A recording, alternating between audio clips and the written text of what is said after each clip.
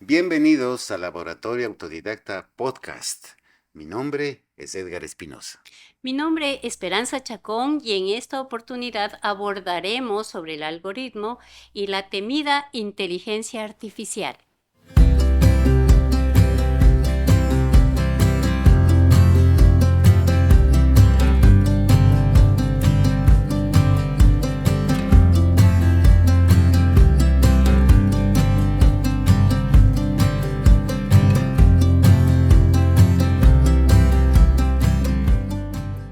Esperanza, últimamente hemos escuchado hablar mucho sobre algoritmo, inteligencia artificial. Esto está hasta en la sopa. Y de lo poco que yo tengo experiencia, entiendo que tú tienes ya experiencia, estás trabajando con la inteligencia artificial. Yo tengo algunos temores, algunas inquietudes, tal vez porque no conozco la herramienta, pero puedo decir de que de alguna manera esta herramienta te ha permitido sentir que es inteligente, ha aportado en algo cuando has tenido esta relación. Bueno, sabes que en principio sí me daba susto porque como ser humano yo quisiera mantener esta esencia humana y sí me asusta, ¿no? Que haya una inteligencia que pueda querer estar en un nivel superior al ser humano. Y quise indagar de qué mismo se trata y comencé con mis primeros pasos a explorar de qué se trataba. Entonces fui y comencé a ver temas, por ejemplo, un tema sobre psicología. Yo quería indagar un tema ampliamente, ver qué es, pero descubrí que yo soy la que tengo que dar las indicaciones. Yo soy la que debo precisar qué tipo de información, cómo quiero la información, en qué ámbito, qué tipo de psicología, qué autores. Entonces, el momento que yo no daba las pautas claras, las referencias, lo que yo pido, lo que yo quiero, no me satisface la respuesta. Pero el momento que comienzo a especificar más sobre un tema y a puntualizar qué es el ámbito que yo quisiera investigar, yo me doy cuenta que hay, hay una respuesta más acorde a lo que yo estoy queriendo. Sin embargo, hay momentos en que si yo quiero jugar con ella y le pongo, por ejemplo, inteligencia artificial, quiero que hagas una síntesis de algo, pero si no pongo lo que yo quiero, me doy cuenta que ella no es tan inteligente. O sea, realmente eso me parece que lo que comencé a notar es que realmente que uno incide en ella, incide y yo no sé hasta qué punto, hasta qué nivel uno seguirá incidiendo, ¿no es cierto? Porque de todas maneras lo que descubro es que depende de qué aplicación, en una me, me simplifica, en otra incluso coge fuentes de autores y lo pone visible de que se cogió la fuente de tal libro, de tal autor, de tal investigador, de tal científico, que también me parece bastante oportuno si es que uno quiere referirse a la fuente, sí, es oportuno, pero eso yo me doy cuenta que lo puedo hacer yo porque tengo mis preguntas, me planteo cosas y quiero objetivos y quiero especificar, detallar o ampliar. Y además me percibo que el lenguaje que usa, obviamente, si bien es cierto que te puede hacer una redacción bonita y todo, me doy cuenta que ahí carece de lo que todos los humanos tenemos, ese corazón, el corazonar, el que tú puedes llegar a la esencia de un tema, llegar, o sea, esa condición humana que es la que a mí me preocupa, realmente yo siento que no tiene la inteligencia artificial y que ahí puedo relajarme y jugar con ella y preguntarle y llegar a objetivos que no van más allá de la información netamente. No sé si te, Entonces, te desde estoy una respondiendo. perspectiva que nos interesa, desde los procesos educativos y los procesos de vida, a mí me preocupa muchísimo que si se cree que la educación es solo recibir contenidos, Es bastante útil una máquina que tú preguntas y te responde, pero en términos biológicos, un proceso educativo no es solo esta oportunidad de recibir información, sino básicamente también esta capacidad de cómo llegas a esta información. Yo veo de que en un sistema educativo que nosotros estamos poniendo énfasis en el autodescubrimiento, en la autoeducación, en un aprendizaje que te permita activar tus potenciales. Yo creo que la inteligencia artificial no tiene un sentido cuando los niños aún no han aprendido a tomar decisiones por sí mismo, a plantearse las preguntas, porque todavía su cerebro no está madurando a ese nivel de tener altas abstracciones y preocupaciones. Su nivel de maduración más va por lo sensorial, por lo operativo, que si está basado en cosas concretas, va formando estructuras de comprensión. Es decir, los símbolos y las abstracciones son el resultado de una actividad. Entonces siento que la inteligencia artificial, que podría ser muy útil solo para saber respuestas, si los niños no pueden plantearse preguntas, la inteligencia artificial no va a tener unos referentes claros. Yo creo que el proceso de imitación también de la relación de niños con otros niños y niñas de adultos como referentes, en primer lugar, va a permitir tener este espacio de vida hasta que se vayan formando estas preguntas en los niños. Y estas preguntas se van a formar en tanto y en cuanto ellos tengan una experiencia de vida amplia, con muchas aristas, con muchas posibilidades de ver cosas distintas. Yo estoy totalmente de acuerdo contigo en el sentido de que realmente en la niñez el juego espontáneo, el juego libre es lo que el niño necesita para interactuar, para comprender el mundo que le rodea, para la interacción social, para la resolución de conflictos, para la convivencia, para todo esto que es una dinámica que le permite al niño estar vivo y estar pleno y desarrollar su motricidad y todos estos aspectos que son potencialidades que el niño posee. Lo que yo descubrí con este uso de la inteligencia artificial, y quiero decir que estoy explorando recién, no es que ya estoy manejándola, porque lo que me sorprende es que a veces le digo, quisiera tener porcentajes en tal tema y categorías, y la inteligencia artificial lo resuelve, lo hace. Pero también descubro que cuando quiero escribir algo y pido a inteligencia artificial, corrígeme este texto o sintetízola o ponle más emotivo, siempre maneja ciertas palabras recurrentes que incluso si uno ve en las redes, es el mismo tipo de redacción para algunas ofertas que se plantean de marketing, por ejemplo, y tú ves el mismo lenguaje, o sea, es como repetitivo, como que es ese mismo tipo de redacción. Y ahí yo descubro que realmente en la niñez no es tan recomendable por el simple hecho que los niños en ese proceso de desarrollo del lenguaje ellos están conectando sus emociones con las palabras, porque comunicar o el proceso de la lectoescritura es conectar con su propio emocionar. Entonces, yo creo que si el niño usara esta inteligencia artificial para redacción o para ortografía o para elaborar textos, sí, sobre todo para elaborar historias o cómics o qué sé yo sí creo, ahora que lo estoy usando, que realmente los niños se perderían esa posibilidad de conexión de su emocionar, de su corazonar, para poder transmitir a otros esto, porque realmente la comunicación es comunicar emociones, comunicar sentimientos, comunicar necesidades, comunicar lo que uno siente que quiere comunicar.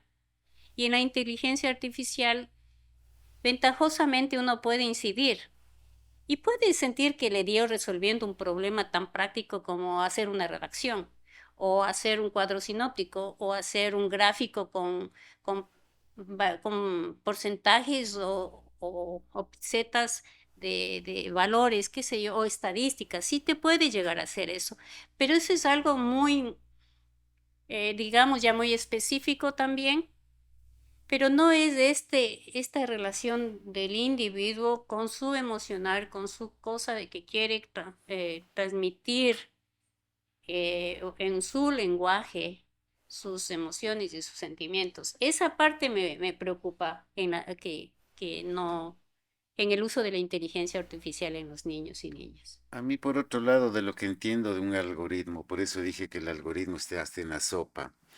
Un algoritmo es un procedimiento para llegar a un resultado. Por ejemplo, ¿cómo se hace una sopa?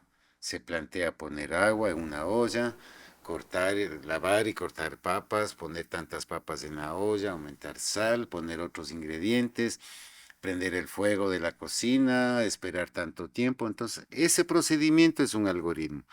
Pero también en los estudios biológicos últimamente se está manifestando que los organismos vivientes somos algoritmos y que es posible inclusive saber cómo satisfacer las necesidades de estos organismos.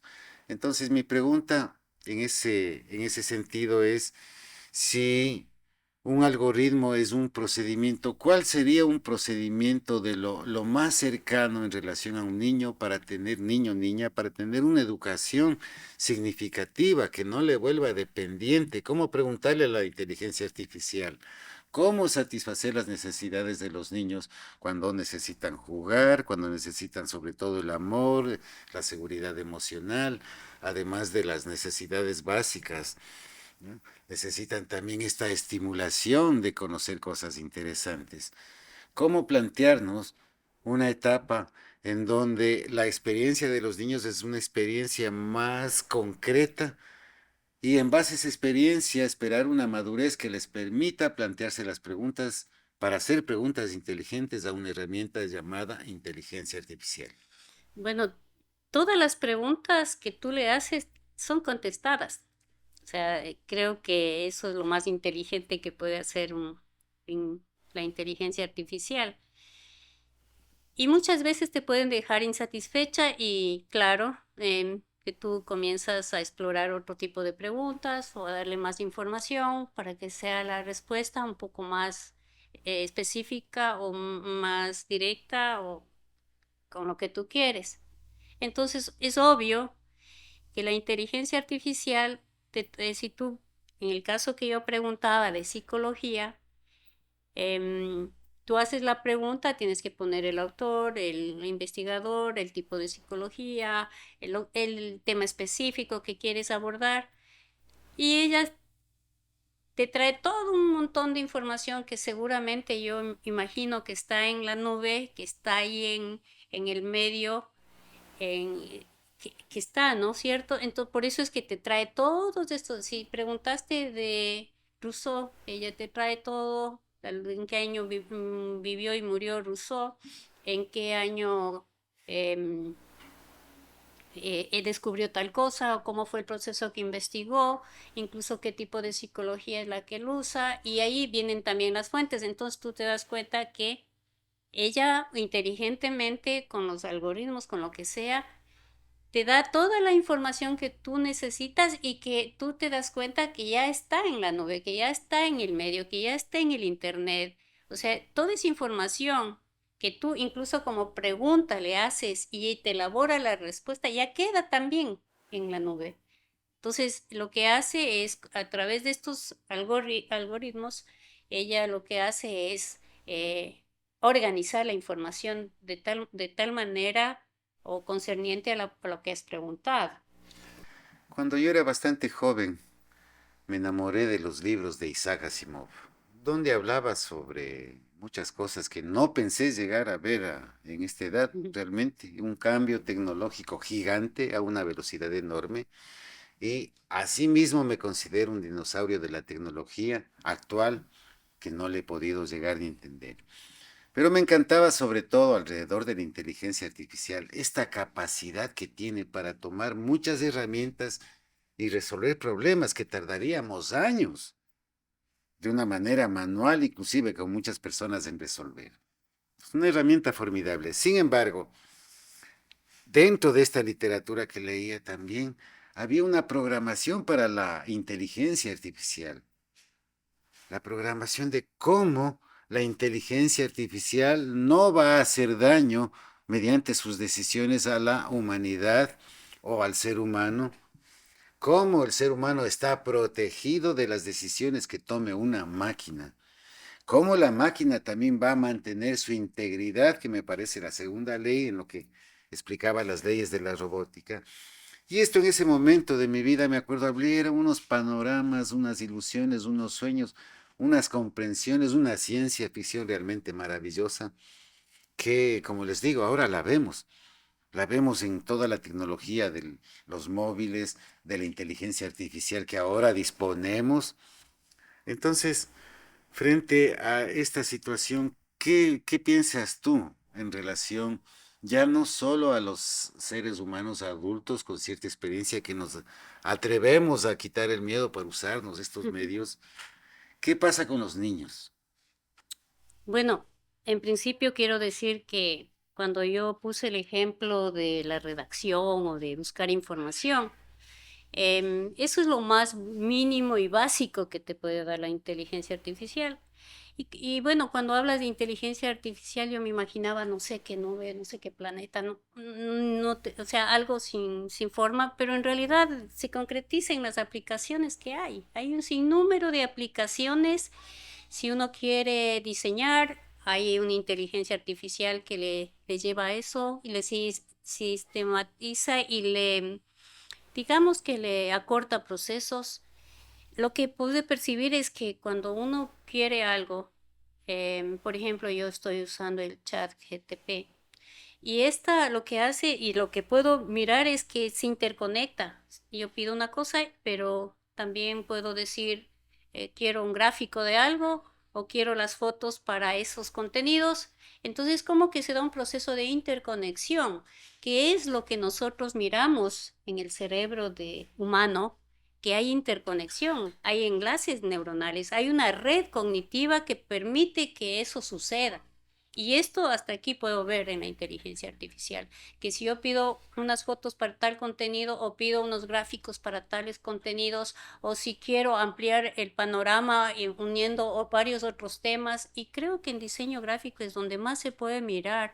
Una cosa también que hace es sistematizar procesos y acortar procesos, como había mencionado, que si uno puede programar o quiere programar un calendario con diferentes temas, contenidos y todo, esto te lleva y te programa todo y tú ya tienes solucionado algo que manualmente lo harías, como tú bien dices, incluso con muchas personas.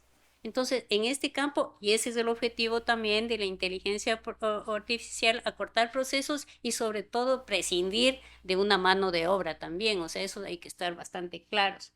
Ahora, como tú dices, en relación a los niños, yo puedo maravillarme de lo impresionante que es el cerebro humano y la capacidad ilimitada que tiene en relación a los enlaces y enlaces neuronales. Ese pensamiento interconectado, esa interconexión, esta capacidad de tejer la red, de mapear, de que esto te permita como un recurso gestionar tu vida de la mejor manera que puedes, ¿no es cierto? Pero hay una cosa en la que sí todavía siento una esperanza del ser humano, porque el ser humano tiene tres cualidades que están intrínsecas en el proceso a lo largo de toda su vida. Sí, esta posibilidad de como seres humanos somos seres interconectados, también somos seres autorreflexivos, y ahí, disculpen, la inteligencia y artificial será inteligente, pero esa capacidad de autorreflexión y la empatía. O sea, estas tres cualidades que son básicas en el ser humano, pensamiento interconectado, autorreflexión y empatía, yo auguro que no tenga esto una máquina, porque esa es una cualidad innata, una potencialidad del ser humano.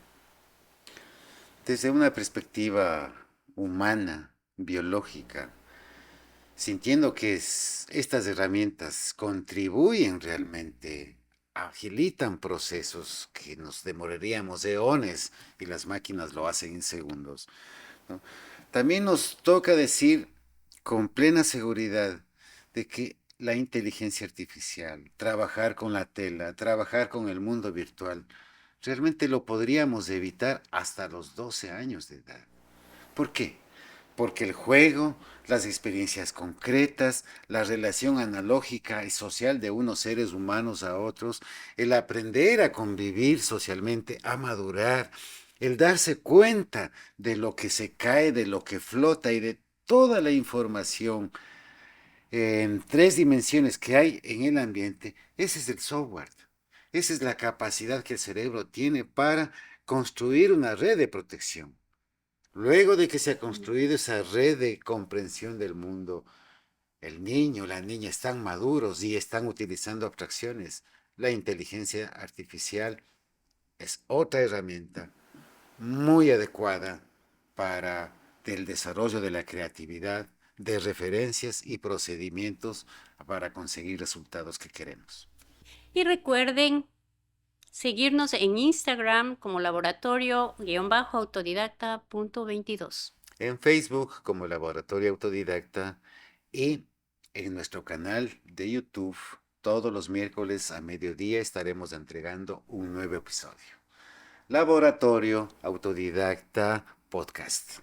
Y Y recuerden, recuerden, seguimos seguimos corazonando corazonando juntos. juntos.